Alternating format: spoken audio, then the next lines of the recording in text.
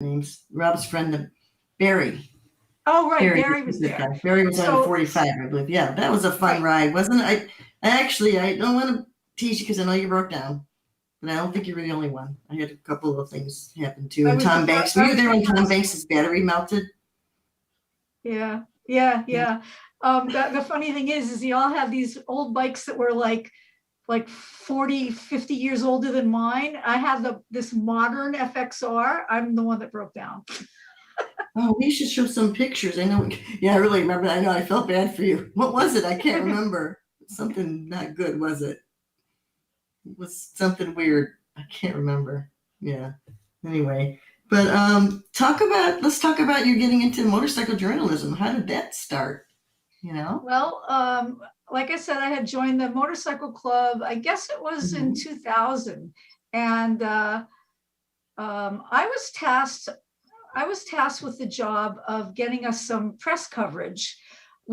Our club had done its first charity run, and we wanted to prove that we were, positive influence in the community. We were helping people and all that, because people kind of look sideways at us in Newark. So Uh, I didn't know anything. I called the Newark Star Ledger and I said, hello, could you send a reporter and a photographer down to cover this? And they're like, no, we don't do that. So I started calling different motorcycle magazines, and they either didn't do that kind of story, or, I had no idea how this stuff worked. They didn't have anybody in the area. I called Thunder Press, the editor at the time, Kim, mhm. and Right. I asked her about coverage, and she said, well, why don't you write it up and take photographs and we'll run it? Okay, that's what I did. It ended up on the cover 2, but it was still the cover. And she's Wow. like, that was great. When are you doing another one? So that's how it started. I just started contributing to Thunder Press, and Hmm. I started contributing to other magazines as well. There was a Uh-huh. local magazine called East Penn Biker. I worked with Right. Fastlane Biker, just a bunch of magazines in those early years. But Yeah. That's yeah, fun. And it's like once you start doing it, you're like, I like this. I do some yeah. more of this. Yeah. Yeah, it Cool. was pretty cool. I mean, 20 years later, I still get a kick out of opening the magazine and seeing my articles in there.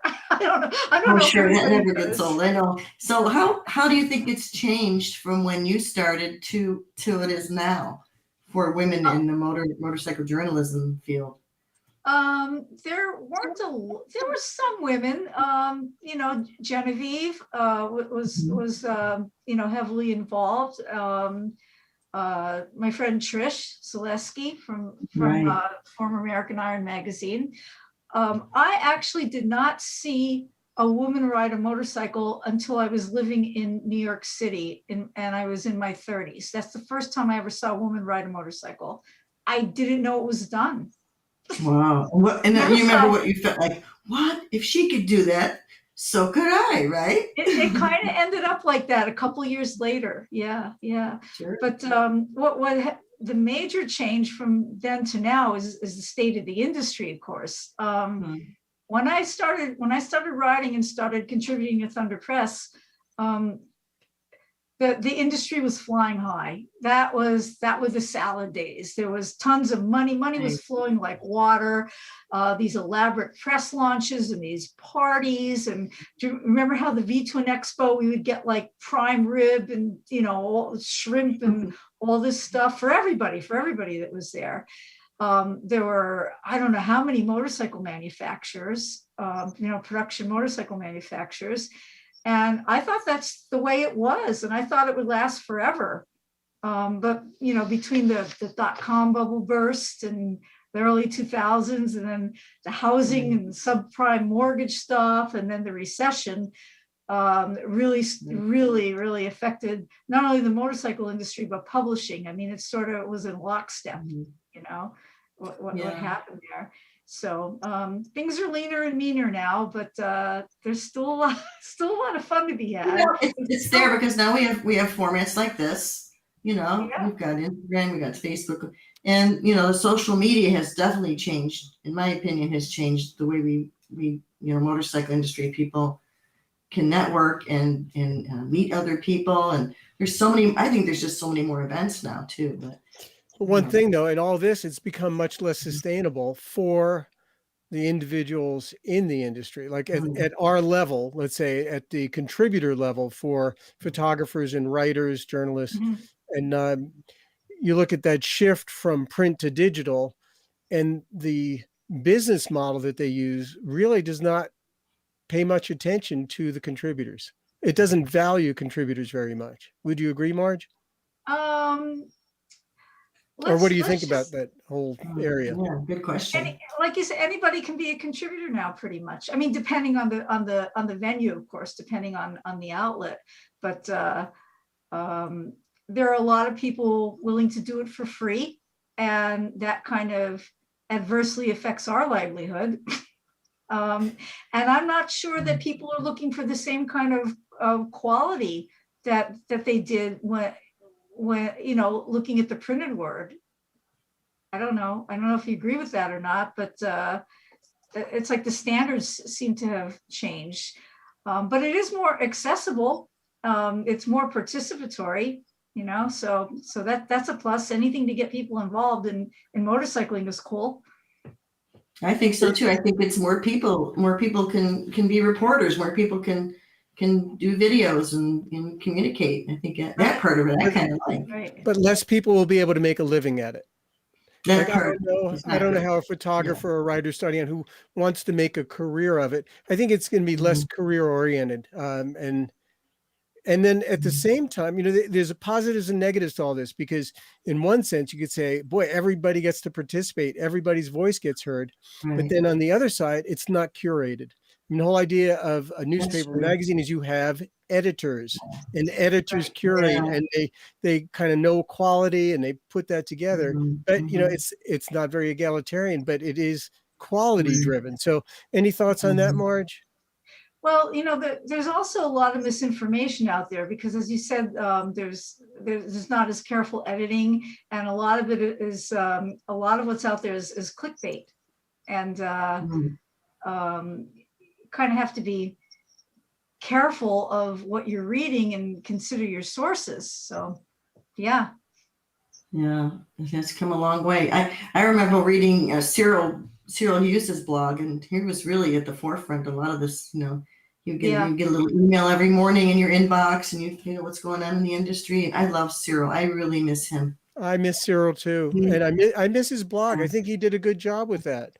Well, he You could had, get it on a weekly basis. Mhm. yeah, he either had firsthand knowledge or was there on the scene, or he had people that were there. There's a lot of news aggregators out there now that just kind of, Yeah. things get repeated and copied and distributed and all that. So yeah,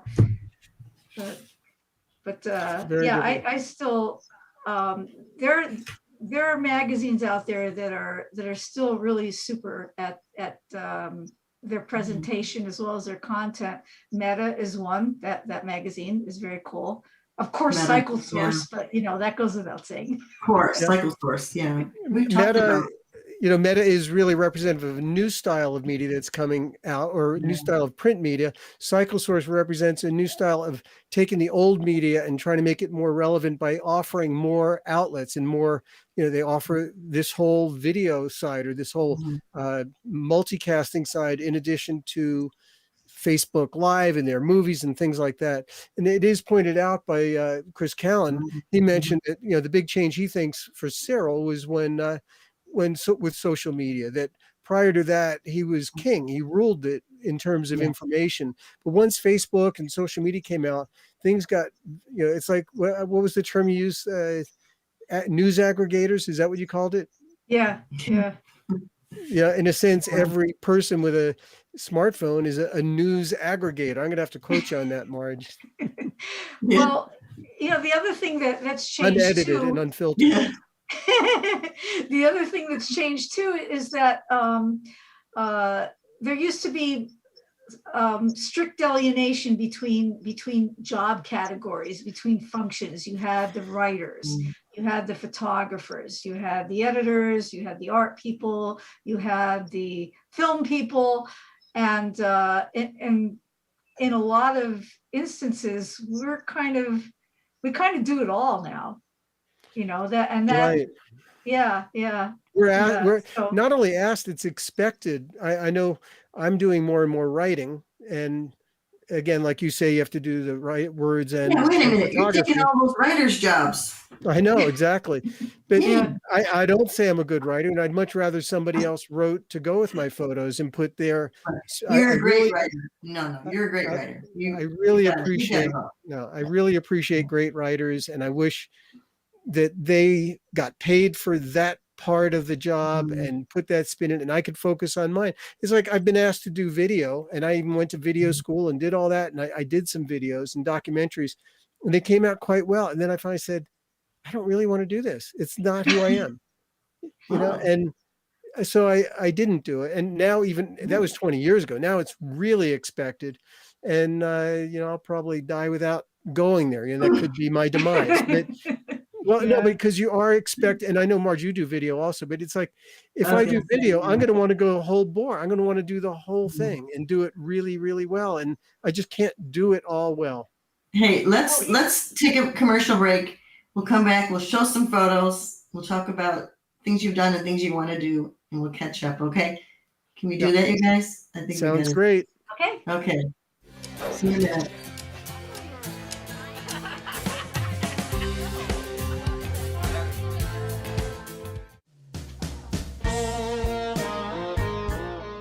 My name's Patrick Maloney. Most all my friends call me Mo. I liked motorcycles and hot rods long before I could drive. I remember looking out the window of the family car when I was a kid, and my mom would see me eyeballing that guy on a Harley and just knowing it was just burning her up.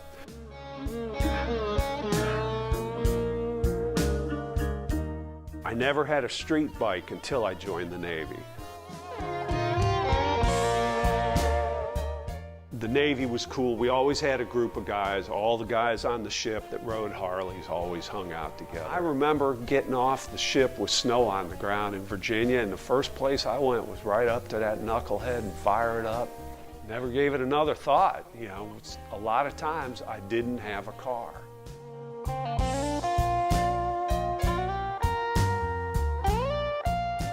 That's how I got into biking. 6 months later, I bought another one. Probably another 6 months later, I bought a knucklehead rolling chassis with a pair of chrome Invader wheels on it and a Jocklid 4-speed transmission, candy red over gold.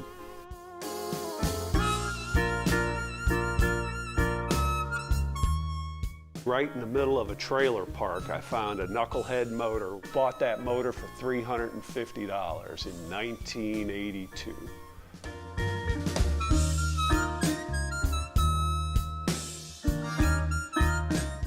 This isn't just my garage, this is my living room.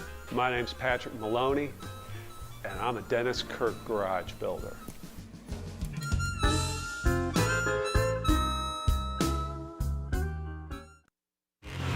Everything we do at the track shapes what we build for the street and the dirt. You can see how bad these guys want it. The race to the line. For us, racing is not for the trophies or the glory. We compete because it makes everything we do faster, more durable, and tested to a higher standard. For S&S, racing is the ultimate in proven performance, and we've been proving it since 1958.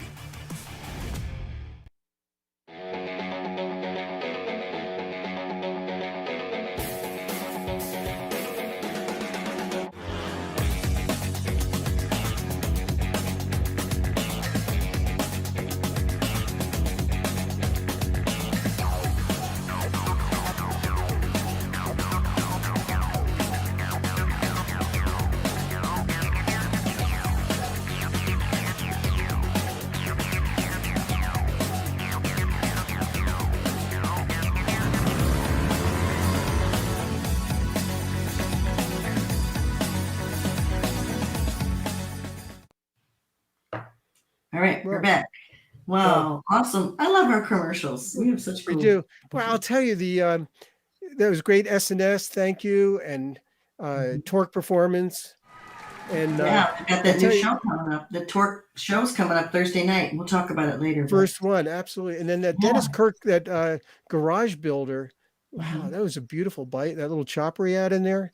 That was Yeah. gorgeous. They're doing some great stuff with that. And I think their support of garage building is really Yeah. wonderful. Definitely. Anyway, so All right. Let's back show to the some show. pictures. Yeah, let's Yeah. go back. Let's go back. Let- Marge, are you there? Let's look at your let's photos. bring Marge and bring some photos up. There you are. So the first photo I just love of you. I know that's Michael's photo, right? Is that from Sturgis? I want to say Sturgis. When was that? When you guys- That Yeah. is Sturgis. Yeah. That's when I Yeah. crashed the Easy Riders party. Oh, you crashed it. I was invited by Mike, but he crashed. Well, He had me Mike pulled in. invited me too. So, but I didn't get an invite from Pepper, so I consider it crashing. Well, you That was got a your fun picture party. taken anyway, right? Yeah. This is one of my favorite photos of me. Well, thank you. Well, Yeah, thank that's you, a Michael. good photo. Yeah, it's beautiful. Love it. Yeah. I like that shot. Yeah, I was doing a lot of portraits that night at that Easy Riders party. That was a lot of fun. Yeah, let's roll through some more stuff. Yeah, See your what we Thunder, got. your Thunder Press. Yeah. So Well, this how is- long were you the editor of Thunder Press? So Well, you had I some was the different jobs. editor.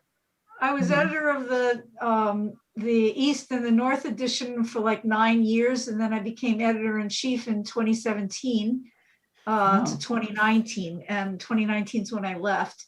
So this photo is when we were celebrating 25 years, which was how many years ago? 1, 2, 3, Yeesh. 4 years ago, I guess it was. Yeah, 3, 4 years ago. Mhm. And on the 2 is Robert Fila, and on the 5 is Terry Rorta. You know, we were the three musketeers. Terry had been editor in chief, and Robert was editor in the South. I was editor in the North, and we just kind of went everywhere all over the country and just had a blast. I mean, so many stories. I don't know if I should tell any of them, but Yeah. yeah, it was Well, great. I was witness to some of those in your wonderful little Florida bungalow right off Main Street. I Oh, love that's that right. house. Right. Michael was our housemate there. Michael's been our housemate in Sturgis.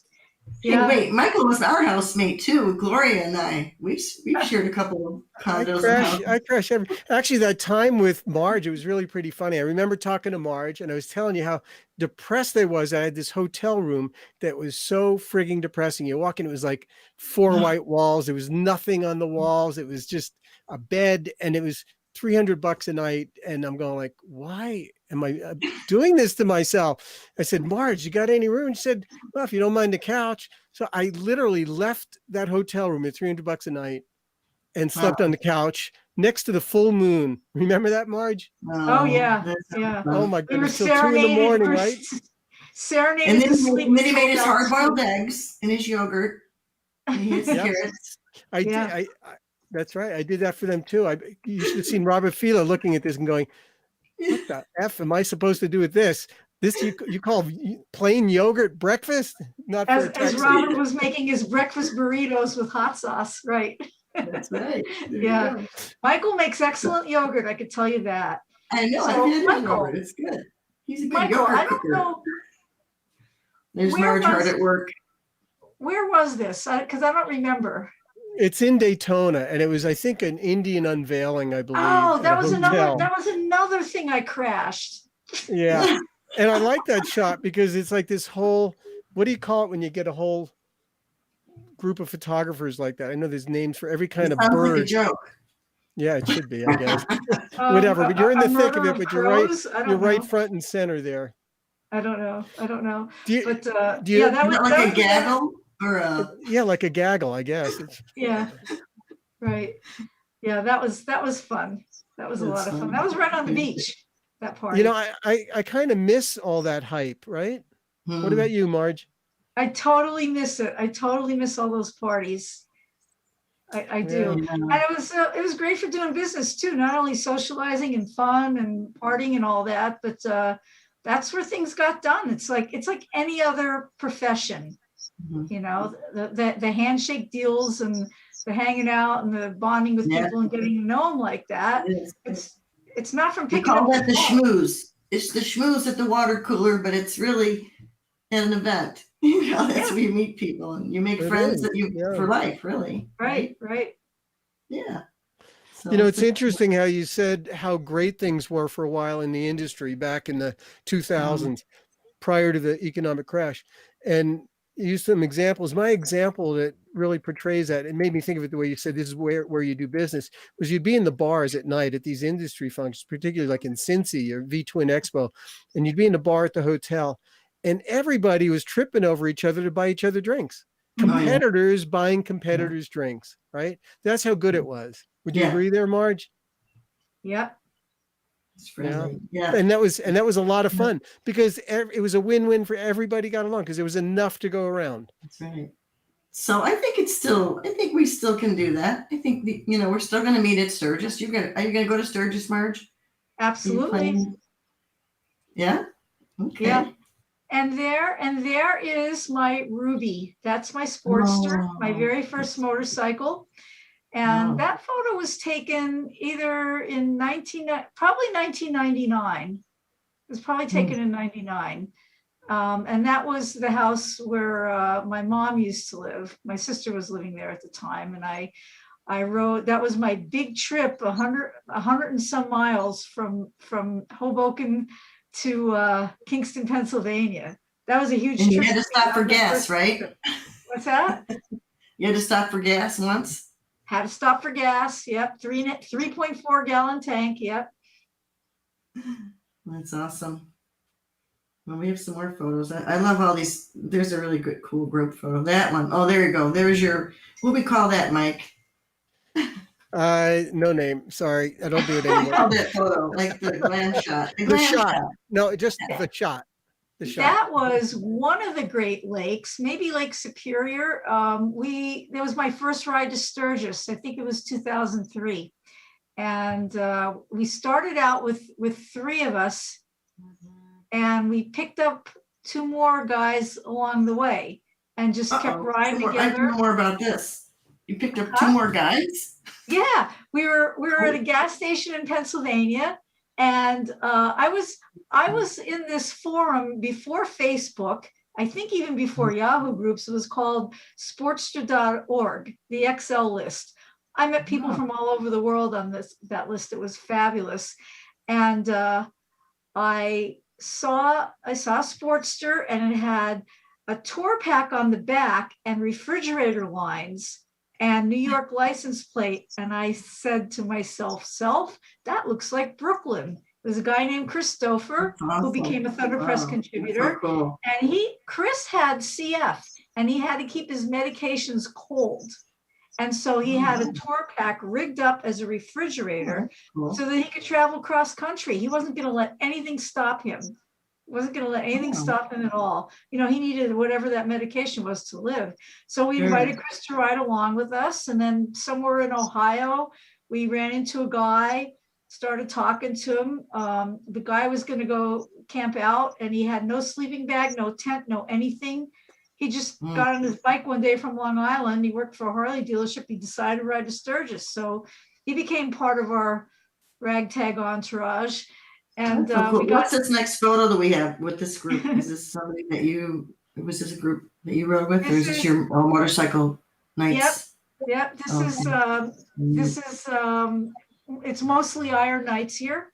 And that's the bread man in front. 3 of the guys in that photo have passed away, but oh man, yeah. One guy, he's not in the club. I don't see him anymore. But we stayed in Custer that year, which was awesome because Custer has its own little rally. Did you do some camping too? That's what's in the next photo. Is this some camping? We camped all the way out there and all the way back. Wow, there you go. Nice. This photo was in the Jersey Pinelands in South Jersey, in the Pine Barrens. Nice. Cool. Yeah. And then I see the next one of you riding, and then I'm not sure what that is. That a bike launch or something that you did there? Yeah, that's. I think that's the lowrider. I don't know, 7-8 years ago maybe, and that was a very nice Harley Davidson launch. Riding through mountains and everything. So I'd send it. I have a million of those shots, all different bikes. That was one of the fun parts. Sure. One of the most fun parts of the job was getting to test ride and review all the new motorcycle models. So that was pretty cool. Well, that's not going to go away. You're still going to be able to get to do that. Well, who are you contributing for now, Marj? Cycle Source primarily. I was contributing to American Iron magazine, and I had a column there along with Chris. You know, they Right. were rotating Yes. columns Mhm. right up until they closed down. Which I mean, Mhm. I really, that was such an outstanding magazine. I really missed that magazine. You know what a Okay, Yeah, I loss. think a lot of people do. There's definitely a void, I think, for that. But you know, there's Yeah. some good like I said, you know, Cycle Source. There's some good magazines. There's Well, I just not started that many working- left. Yeah. Yeah, And There's not. actually, I started and I working think we with said in Buzz. I'm sorry, we said in the last show that the Enthusiast is now only going to print once a year. So No. I thought we Yeah. said that in the last show. Maybe we I didn't. can't But remember who said yeah, that. so from 4 times a year, or it was 5 for a while, Sheesh. and they did 800,000 copies. So I mean, you're talking, this was a big print magazine, and gone. Definitely. They're doing The history quarterly. behind that magazine too, you know, 1916, right? The first Yeah. enthusiast. That's right. And the first article in the first enthusiast was written by Oh God, you did this test already. Don't test You my don't remember? memory. Oh God, I forgot. Anthony now. Hotchkiss. Let's let our Oh, viewers I forgot. guess. My goodness, Effie. These are clapping. Yay! Don't Wait a throw- minute. This was huh? the first article in the magazine? The Written first by, yeah, apparently first it was issue. written by Anthony Hotchkiss. Yeah, 1916. Okay. Wow. well, And a woman moto-journalist. See? We've always been awesome. here, Marge. was is that about her awesome. trip? It was about her trip. Yes. Mhm. Yeah. I have a copy of it somewhere. I'm going to dig it out somewhere and show you guys. Yeah, I want to So see it. Absolutely. The enthusiast is going to be quarterly online, except for that one print time a year, like you said. So yeah. Yeah. But anyway, I started working with American Iron magazine. Oh my God, like in 2003, maybe 2004, and they Right. had a trade magazine for a couple of years. So I was the first editor of American Iron Retailer. It went to all the independent motorcycle shops and Oh, other right. businesses. I remember So that was pretty Yeah. cool. Yeah. And what Very a great cool. crew that was, working with Chris Maida and Joe Knezovic, Mhm. Sam Whitehead, and Trish. Trish. Matt. Definitely got to That get was- Trish back on the show for sure. And I'm looking at this next picture. You got to ride the live wire probably before a lot of people. Was this in New York when they had it in New York? Yeah, that was the very first. That was the Mhm. very first leg of their tour. It was at Harley Davidson in New York City, and I think Buzz and I were the only two motor journalists there. Everybody else there was reporting for mainstream magazines, Esquire and Car and Driver, and all that stuff, because that's Harley Davidson wanted mass appeal for that. So yeah, so Right. that bike was a prototype, like a working prototype, and the live wire that's out there now is quite a bit different, actually. So Have you written the new one, the production model? yeah, it's different. Yeah. How did you like them? How would you describe it to people who've never ridden an electric? I had never ridden an electric before, and it was weird not having a clutch to feather going around corners and slow down and everything. But the acceleration was just shocking. Haha, pun, get that? Yeah, I get that. And it probably has really good brakes too. But did you love it? It would have taken me a while to get used to it, because we were riding around the streets of New York City. Okay, so it was a guided ride, and it was like maybe 15 or 20 minutes. So I would have liked to have spent a lot more time with it, but I could have liked it a lot. I mean, it had a lot of nice features. I love the idea of the electric bikes to give people options. So Sure, why not? Have you ridden it, Michael? I have not, and I would love to. You and I are the only ones who haven't. I know, I can't believe it. Yeah, I've been around it so much. I've actually done, Yeah. I've photographed people riding it where we went out purposely to shoot somebody riding the live wire, and I've just never had the opportunity to jump on it. And what's the story? Are they going to be making it much longer or not? I think they will. Yeah. I think Marj, they what do will. you think? I That's think what I they will. think. I think they will, and I think they'll expand it. Do you remember when it was first announced? They had a number of other bikes that they announced as well for future years, and that's kind of been put on the back burner. I don't exactly know what's going on, but there were supposed to be, I think, 2 more electric bikes, like more priced more friendly, friendlier pricing. But they started out with their top of the line model. So and a lot of money right there. We'll see where they go. I know they just introduced the Icon motorcycle. Hey, listen, I was just going to bring that up for you guys. Does it look like your old '69 shovelhead? What do you got for us, Chris Callan? I was just gonna bring that up, and I don't know if I can find anything fast enough for you guys to talk about it. But dude, talk about one of the most and I look at stuff that Harley does with a critical eye.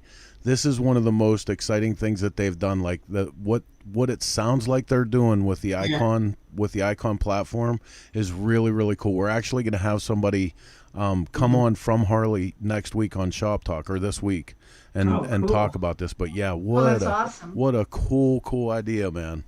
Okay, give us a little bit. Give us a paragraph. Tell us something. I don't know if I can. I don't know if I can really expand on it yet, but like when you look at this picture, no. What is it? Zoom in there. What is that? So this is looks like a panhead. Yeah, this is their idea is that and I don't have actual text to go on in talking about this, but the idea is to have sporadic releases of iconic motorcycle designs. So, going back to old, like this could be a panhead or a shovel head sitting there.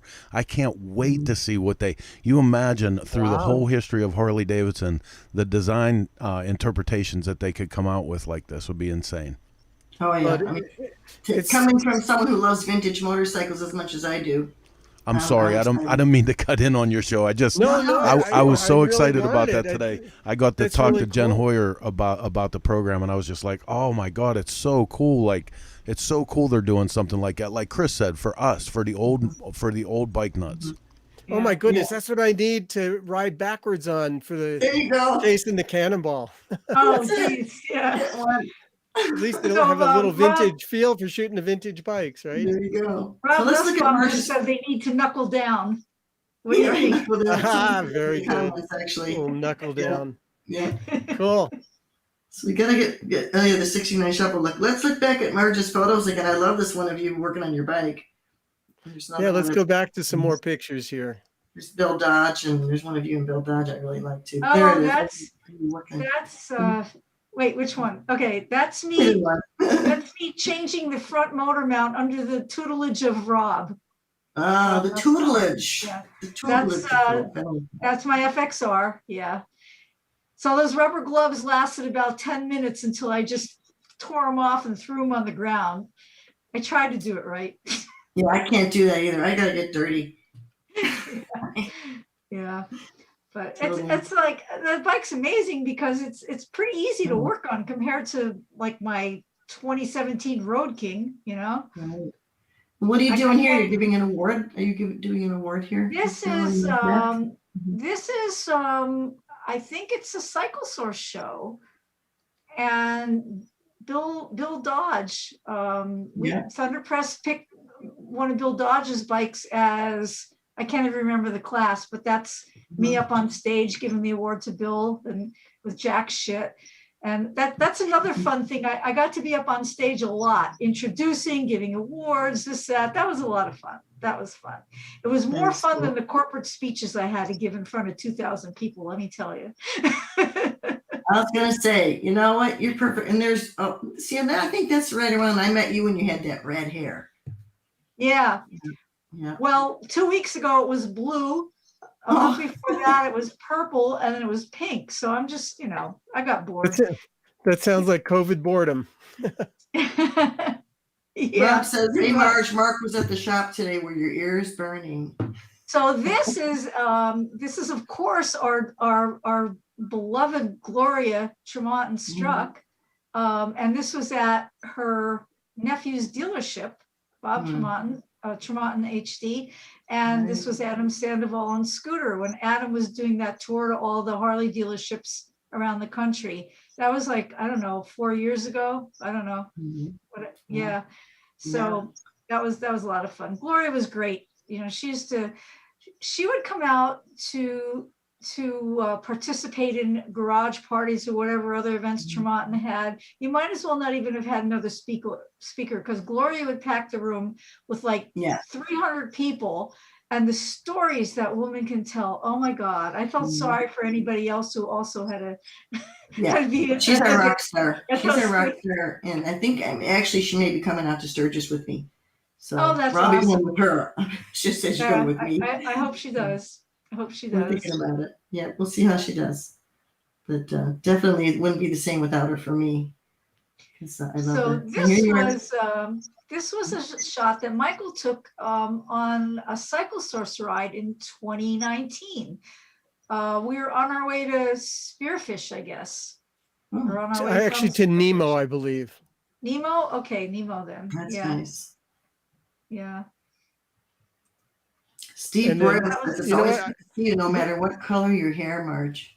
You know, I wonder if maybe we could go through a number of pictures fairly quickly because we got to get to Paula because you know, we got to talk about where you are today and what you're doing and what's happening, where you're going. So let's cruise through a few of these next pictures here. Again, this is from Nemo. I took that one, you and Nemo, and then I took this next one at your Thunderpress party at the Motorcycle Museum. Sturgis. Right. This was a Thunderpress 25th anniversary party that we joined with the Sturgis Motorcycle Museum. We had a great party there. We had food and drink sponsors. It was a lot of fun. It was a lot of great party. And that's Felisa Morgan. Wait, can you go back? I'm sorry. Can you go back? That's Felisa Morgan. That's when you first met her? Right. Really? Yeah. Yeah. Oh, okay. Yep, Felicia. Everybody, Cool. Felicia Morgan. Yep, that was a fun night. I remember that well. All righty, so let's screen through a few more of these so we can get to Paula. Okay, that was Splitting Lanes and Dodge and Gutters. This was Gerard Fox's show at the Brooklyn Bowl in Brooklyn. It was an awesome bike show, and the bikes outside were every bit as good as the ones inside. So this was shot by my boyfriend Alan Magyar. You know, you could see me in the background there doing my thing. So what's this next picture? Watching tonight, but hi, if you're there. I love the next one with the little mini bike thing with the kegger and this was at the very last smoke out. This was smoke out 20. Again, that's Alan, and that was Tim Gillet's little mini bike with the sidecar made out of a keg. So that was a lot of fun. I was so sad that the smoke out ended. That was it. 2019 was the end of it. So you never know. It was a good run. You never know. Yep. It was a good run. The next one in front of the National Hobo Museum. That's right. That Missy and I rode back from Sturgis a few times together. And I think, Milwaukee Mike clued us into that. You got to stop at the Hobo Museum. That was so awesome. Oh, I actually did a story in Cycle Source about that. That ended up. That's cool. That's really cool. Yeah. The next one, you won a trophy for your FXR, right? That was my first and only trophy because it was the only time it had been in a bike show. That was in 2017. Indian Larry Grease Monkey Block Party. That's so cool. 2017, 2018. I don't know. Anyway, 2017. So the FXR won Best Vintage, which kind of surprised me. I was really happy about it. But those guys with the meticulous panheads and knuckleheads, they're like scratching their heads. But it's an FXR. Like FXRs. Yeah, people love them, definitely. And then you're at the Buffalo Chip here, giving an award or getting an award. I think you're getting an award. I don't see the picture yet, but anyway, that's me getting an award. That was the year of our Thunderpress 25th anniversary, and Buffalo Chip awarded me the Motorcycle Moxie Award, and Chris was awarded one also for the 20th year of Cycle Source. Remember that, Chris? Oh, yep, awesome! That was killer. Yeah, yeah. Cool. That was great. It's hanging on my wall. It's one of my prized possessions. And the next picture is you and Trish. We love Trish. Trish is an awesome writer. Oh, this was, we did Babes Great Ride people. Out. We did Babes Ride Out East Coast. And Trish was, this is the other fun part of being a motorcycle journalist, is Trish was reviewing cookware and a lot of gear. So I tended the fire and she cooked us gourmet meals the whole weekend. It was awesome. It was a lot of fun. So that story, that appeared in American Iron magazine. So That's cool. That's Trish, nice. if you're there, we got to ride soon. Right. And here And is, then Michael, we get into you want to talk about Paula a little bit, I guess? You didn't know me as well, but I know. Go ahead. many of you are familiar with Pulsating Paula. Paula was from New Jersey, and she was the photographer for Biker Lifestyle and Tattoo magazine in the early 80s through the 90s. And I met Paula probably a dozen years ago. I mean, I always knew who she was, and we had communicated through Facebook, through social media. And I finally met her at the dealership where she was working. And it was so amazing. It was like we'd known each other forever, the way we connected. I found out years later that this happens with a lot of people. She's just such an amazing person. There's such a light about her.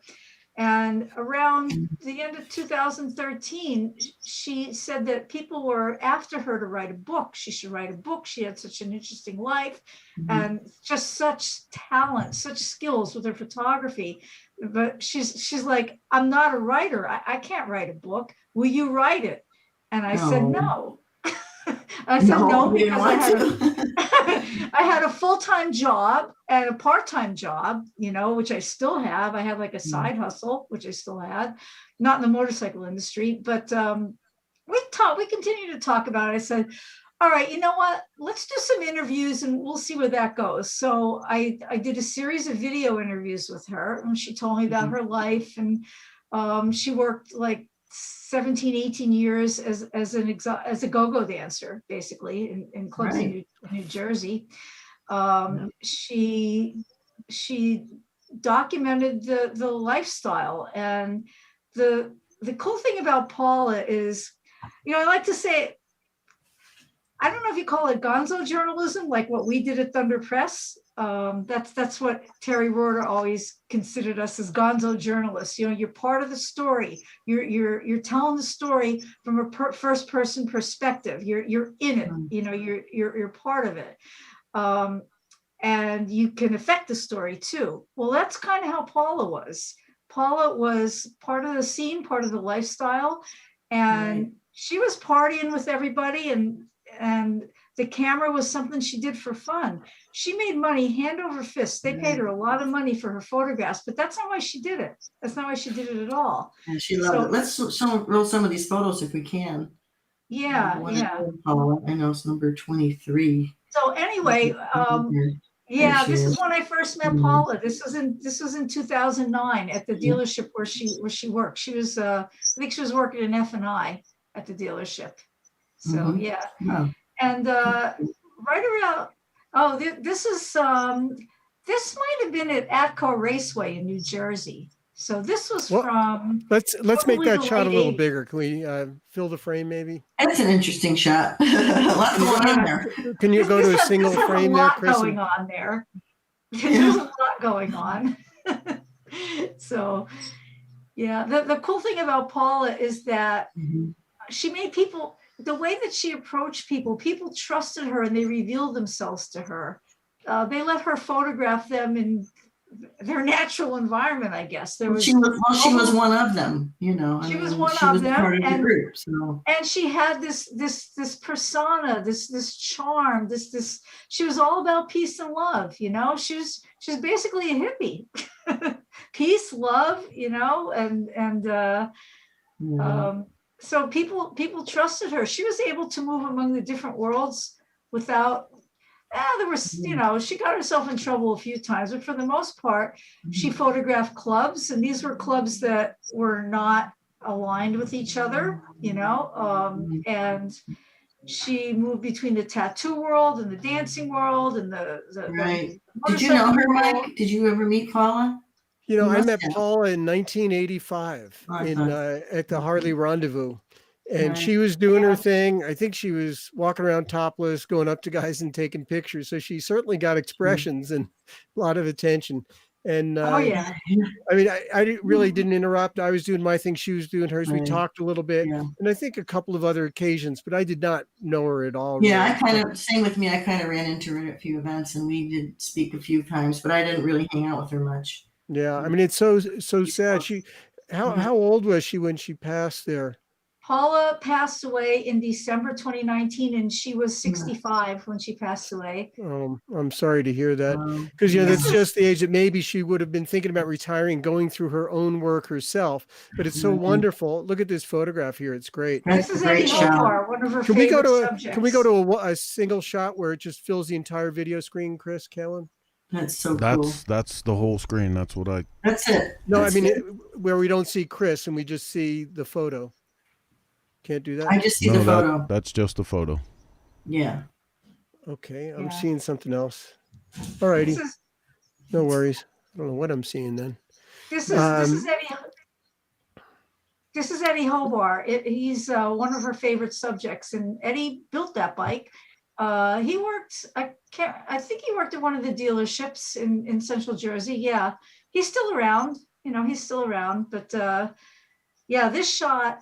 She was contacted by I forget which network. They were doing a series on outlaw bikers, and they contacted her, and she sent them 6 or 8 photographs to use. So her photography has been on one of those outlaw biker expose shows, That's cool. which is pretty cool. The next one is really neat. It's at Pub 44. I can see that. Yes, yeah. Daytona. So Mhm. that was Daytona. Might have been the early 90s. I'm not sure. I'd have to look it up. Yeah. But that was the days. Things were pretty wild then. Anyway, the last couple of years of her life, when I left Thunder Press in 2019, I called her up. We met for lunch, and she said, "Let's do the book." And I said, "Okay." After she passed, she had made arrangements to get me all her negatives, and I don't even know how many thousands of negatives. I'm in the process of getting them scanned. It's a really slow process, and it's really super expensive. But I want to get good photography. I want to get the best I can with her. So I mean, there's more besides the book that I'm doing. There are other things I'll be doing as well to help promote the book, but I don't want to announce it yet. You'll see things later this year. I set up a secret Facebook page, which I'm not publicizing yet. Yeah, so between her interviews with other people, her photographs, her slides, negatives, prints, and I have a lot of memorabilia. It's a big responsibility, Marj, but I know that she believed in you. This is one of her cameras. This is one of Paula's cameras. So cool. Yeah, Wow. not her first one. A friend of hers has that. But do you see how the film canisters are just taped on the strap? Michael, did you do that? Of course, we all did it. Yeah. So how much of your future is going to be tied in with Paula's past? More and more every day. More and more I mean, every day. do you see it as being almost a full-time job, or just something you're doing on the side a little bit? It's gonna get to be a full-time job. There's a lot to sort through. There's just so much to be done. There's a lot to do. And there's the marketing aspect of it. I have a tremendous amount of help from a lot of her friends, a lot of her associates, a lot of my friends. People are being extremely supportive, very, very supportive. That's neat. It's like a whole archive you're going to be doing there of someone's life. And I have the raw materials, and I'm actually creating the archives. This was at ATCO also. And I don't know. This shot just kind of grabbed me. She had such an eye. I could stand there, get the same shot, and it's not going to come out the same. She had such an eye for photography, and it was all self-taught. She was just a natural. She didn't go to school for it. Her setup was a black cloth from like, Kmart or something, and she had these horrendous lights that she used for a studio, and they were sun lamps, and her subjects, the lights would burn the shit out of them. It was like, but it was her kind of makeshift studio, and that's kind of what she did, I just loved her black and, it's obviously black and white. I just always loved black and white, and she was so good at black and white. Yeah. You mentioned in pre-show a little bit about Paula and the art world of New York. Can you tell me anything about her involvement with the art world in New York? I can. She started going to the tattoo conventions and met the two guys that formed the New York Tattoo Society, Clayton Patterson and Ari Rusumoff. And Clayton and others have these awards for artists in New York City, the Acker Awards. And Paula got an Acker Award for photography the very first year the awards were created. She was also in a movie called Shadows in the City that Ari did in, oh my God, like 1989 maybe. I'm trying to get a copy of it. It was on film. It was never digitized as far as I know. So, I mean, I'm in touch with all these people, and they're helping a lot. She also, I can't wait to see where this goes, Marj. Oh yeah, I want to show you something else. I don't know if you ever heard of Annie Sprinkle. Annie she was a porn star and a sex worker, and also became a sex educator, and really kind of changed the way that people look at sex as a culture. So Annie did a card deck, postmodern pinups. Annie Sprinkle's postmodern pinups. Wow. And Paula was the 4 of spades. We have that picture here too. We've seen that before. Yeah. But it's Number 24. Yeah, we have it. We I can think see we it can bigger. put that up. I mean, it's not a family show, but maybe it is. I don't know. Okay. It's Well, okay. it's kind of curious to see what happens. It's interesting. I've seen this happen with, there was an artist here in Boulder that actually there's a couple, they're quite famous, one for painting and one for pottery, and their daughter died tragically. It was a suicide, and she was an artist in New York. She died at like 21, and they've actually taken her art, and it's become this whole thing now where her art is sold and for pretty good money. It's kind of bizarre that this whole thing legacy happened truly because it was her parents' interest in doing that. But in a sense, you're doing that with Paula. Oh, There it is. Creating a legacy. Our wonderful engineer is. Yes. That's awesome. I didn't even know you could still buy those. Wow. Go back to that. What's the price on that? Is that like a collectible for hundreds of dollars or something? Or I think it's probably out pretty of print. rare. Oh, out of print. Yeah. Oh, out of print. There you go. Sorry. Yeah. Is it Amazon? Yeah. That's funny. So What can't get on there? what we're thinking about doing is some merchandising also, and that will also help raise money for the book. So That's a we have good that idea. to look forward to. Yeah, Very cool. Well, keep us posted, Marj. absolutely. We want to hear about it. And we can come back again when the book comes out. We'll talk about the book. How about that? For sure. That would be so fun. Definitely. Well, we have one more picture. I don't know if we can show it or not. The one of Paula is a little girl, and then In 3 ages, yeah. Oh yeah, that's picture. right. Paula is a little girl. Paula is a dancer, and then Paula, that's maybe 10 years old. Did she put this together? She put when Paula stopped going to events to cover events. She passed away from cancer, and she hadn't been that well the last few years. And what she was doing after she stopped working for magazines was she started doing a lot of Photoshop work, and she would take old photos and restore them for people. She would do a lot of then and now. where maybe she took a photo of that person in the 80s and then she'd take another one now and kind of put them together, like both of them sitting on a bike, the same person. Right. Hey, so one of our viewers, Holly Perry, wants to know, is there a time frame for the book?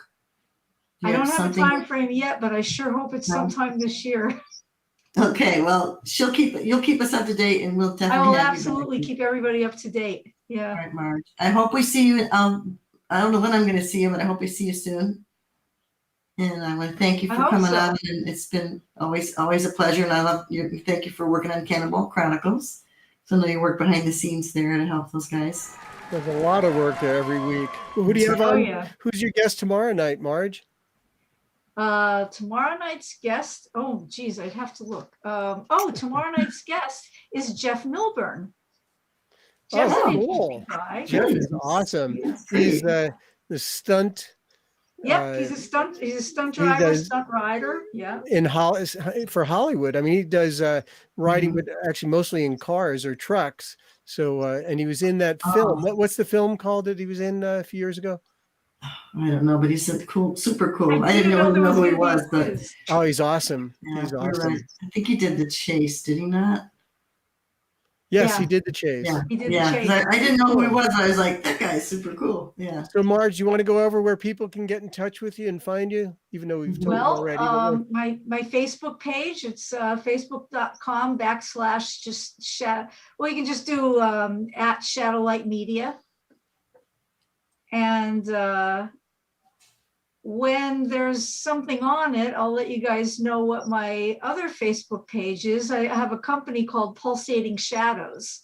Pulsating wow, that's great. Shadows. Oh my gosh, that's brilliant. I love it. That's the publishing company for the book. So I'll be doing some promotions on that, but there's not anything ready yet. So I'll let you know when it is. Well, good luck. You got your work cut out for you, but I think Paula knew the right person for the job. So I hope so. I'm going to do right by her. All right. Well, thanks, Marj. We'll catch up with you soon. I don't know where, but thanks, guys. We'll see you in Sturgis if not sooner. See you then, if not sooner. Take care. Bye. Bye now.